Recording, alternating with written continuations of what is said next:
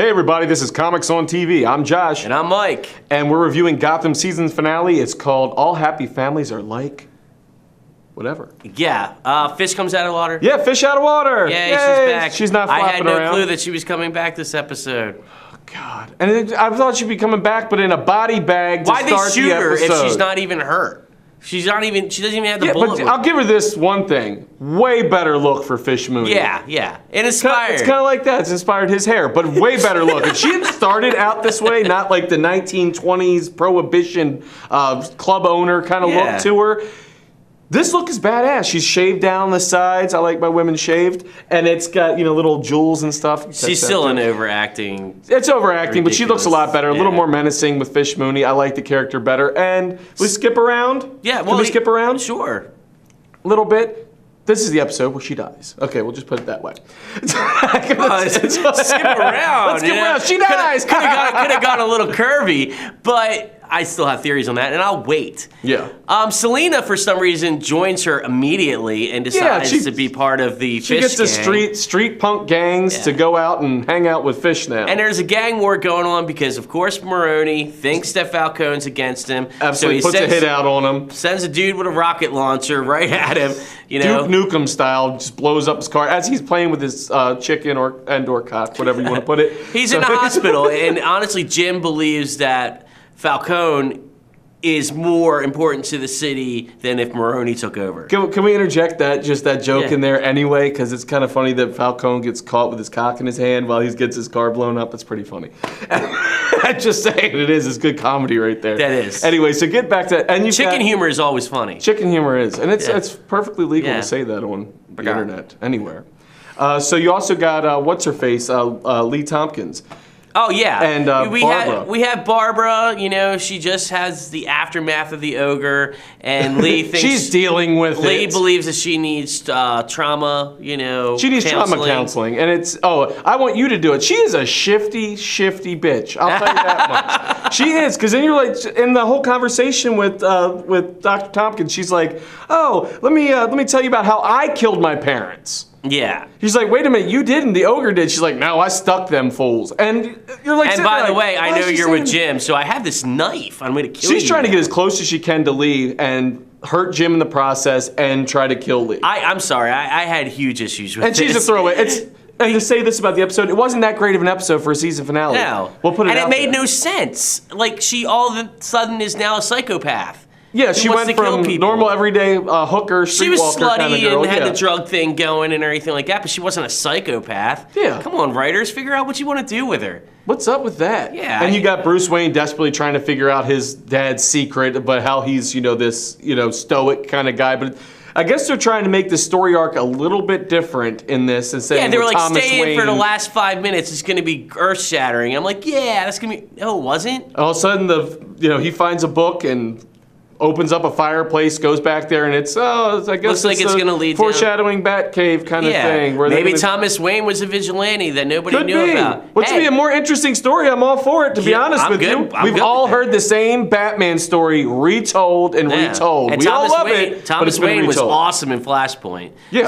So you got that going for you. People. And you got Edward Nygma, man. Oh man, hands down best part. Best part of the episode. Everything else was kind of throwaway to me and predictable. Yeah, but you like Nygma in this series. Everybody does. You had to make the jump into where he could become a villain. Mm-hmm. And I think they did it well, because you see him where he's got this side and he's talking to Kringle, and she's kind of questioning him about the letter and saying, it spells out Nygma. And he goes, it's a strange coincidence. Yes, that's weird. And he's got like the voices in his head, and he's at battle with himself, and he's kind of like this. And you see him, he's like a tormented soul, and it's so much cooler. Yeah, I almost wonder, like, throughout the season if he was...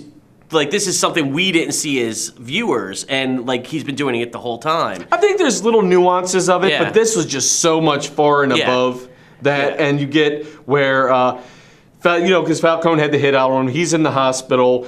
He's strapped down. Penguin's coming to kill him. Him and Butch in this one. By the way, we'll get to Butch later. I've got my reservations about that. But you've got Penguin coming to kill Falcone in the hospital, because Maroni's men are going to be after him anyway. Yeah. comes in there, tells him the evil plan, because everyone's got to describe what happened before the guy dies. They can't just kill him. Yeah. It'd be a lot easier that way. So it gets interrupted by Jim Gordon. Gordon comes there and foils the plot to kill Falcone. Yeah. But you find out Jim needs Falcone. But Jim also has to bring Penguin along because he owes him. Yeah, because he arrests him and Butch, so he's like, he's got to have that. So he foils the plot. But you also see Falcone in this episode saying that he's done with this life. Yeah. And it's weird because we always quote John Mulaney here to stand up. He's like, go away, I just want to feed my birds. that's what it was a very Maroney. Falcone, I'm just looking at him going, that's what you want to do, Falcone? Yeah, You're ruling this. So again, Commissioner Loeb, like I said, we jump around a lot. Commissioner Loeb comes in and he's with Maroney's henchmen and he's saying, you don't need to be here. And basically it's open season on Jim Gordon because Gordon's not backing down. He has a firefight, knocks out a bunch of... Where was Victor Zizek or whatever? That's his right-hand guy. Nowhere. He's his main enforcer, nowhere to be seen. Well, not enough Harvey. Yeah, Harvey's great. There's a part in this where it is great and you'll cover that. Yeah. But... you come back to it, they get Falcone out of there, they get Penguin out of there, they go to a safe house, so to speak, but guess who's at the safe house? It's Fish Mooney and her gang of street thugs. And she looks good. And it's cool, because she comes out there, that's where the shaved head comes in. Her She's style is good. It's nice. Well, they come in there, they think nobody's going to be there, nobody knows about this hideout. Oh yeah, well Fish does. They get taken captive, all chained up and everything, and that's where the line with Harvey is. Oh yeah, she's going them. down the line going, you're gonna die slow, you're gonna die a little quicker. It just looks at You're Harvey. all right. Yeah, you're all right. Harvey's like, whatever. Yay. But in that moment, you get Sal Maroney comes in there, and he's kind of down-talking Fish because he wants a partnership to call her underboss. Basically, what he's doing to her is slapping her left, right, and sideways, saying, I'm the real boss. We'll give you whatever crappy title. Whatever title you're good, but it keeps calling her babes. And number two. And number two. And she just has enough, and we all saw it coming. Boom, one off the top, Fish takes him out. Yeah. Everybody's just sitting around, of course, firefighting, Sue's and everything. Falcone's done with his life of crime. Of course, Fish doesn't stay anywhere near her people. She runs off on her own. Yeah, and Penguin comes back into this mix as they're all trying to get free, starts shooting up the place, has his showdown with Fish. And the thing I don't like is the fact with Butch, when Butch found out Fish was back, all that programming that, again, Victor Zsasz did to him, it's like, where'd it go? Because all of a sudden he's tormented again. He's like, I don't know what to do. And there's a big choice. The guy, why would you even be catering to Penguin if you were that torn up about something with Fish still? Yeah. You're not. So it was a kind of a bad acting sequence for me. And that whole torn thing in the shooting between the two of them.